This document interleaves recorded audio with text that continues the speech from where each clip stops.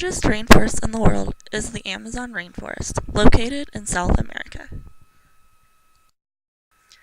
There are 4 layers to the Amazon rainforest: the emergent, which has lots of sunlight; the canopy, where the majority of the animals live; the understory, where are bigger leaves to capture more sun; and the forest floor, which is very dark and hardly any life.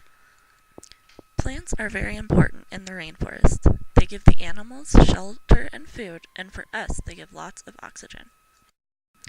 The rainforest is home for half of the world's animals. These animals live in all 4 parts of the rainforest.